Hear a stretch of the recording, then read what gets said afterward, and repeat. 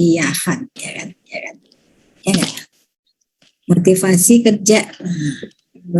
Karena ini bisnis, ya, pengantar bisnis, maka yang diceritakan adalah motivasi kerja. Kalau pengantar perkuliahan, kita cerita tentang motivasi perkuliahan, ya kan? Terus pada ngilang gitu, pada ngantuk gitu kan, sama ya. Oke, motivasi kerja. Nanti Boy akan ini kan 16 slide ya tentang motivasi kerja. Oke, tunggu sebentar Boy buka. Nah, ya, motivasi kerja. Oke. Apa sih yang dimaksud dengan motivasi kerja? Ya, motivasi itu biasanya muncul dari suatu pengetahuan, persepsi, kemudian motivasi, termotivasi, ya kan? Karena dia tahu, dia punya pandangan, maka dia mempunyai suatu motivasi. Kalau itu dalam bentuk minat ya. Kalau di dalam kerja, motivasi merupakan kondisi psikologis yang merupakan hasil dari interaksi antara kebutuhan seseorang, ya, kebutuhan seseorang dengan untuk bertindak dan berusaha.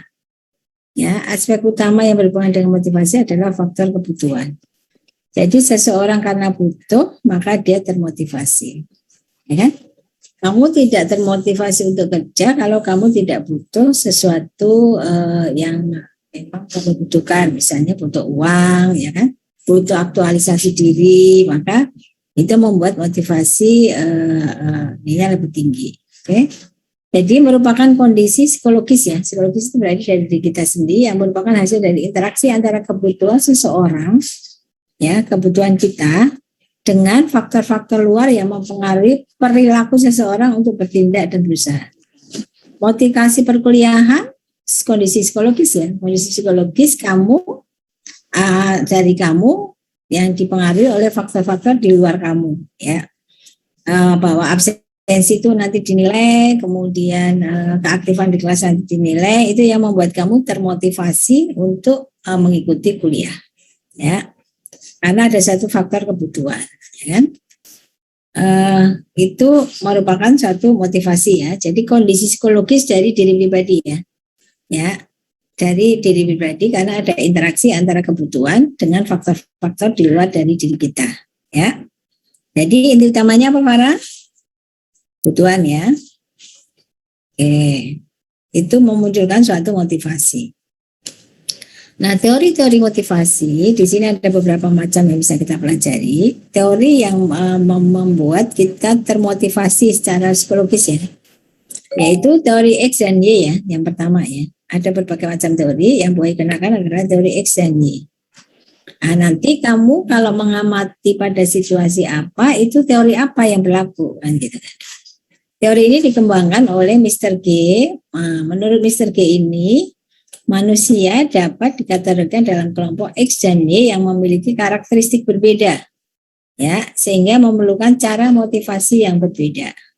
Jadi menurut Mr. Gregor ini mengatakan bahwa manusia itu dikategorikan menjadi X dan Y, ya. Manusia X, nah ini karakteristik yang berbeda ini harus diperlakukan dengan cara yang berbeda. Ya. Manusia X itu memiliki ciri tidak menyukai pekerjaan yang sebisa mungkin menghindari pekerjaan.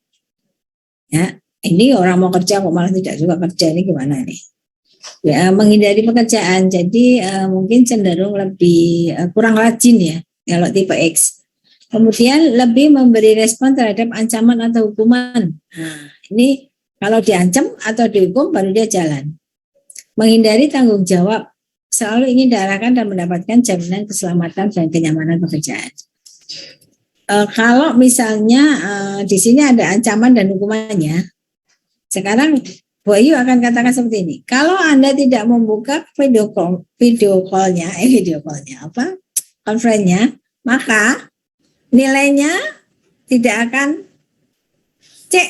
Nah, terus membuka semua. Berarti tipe apa? Tipe apa nih? Tipe X ya. Dia harus dengan suatu ancaman atau hukuman. Ya.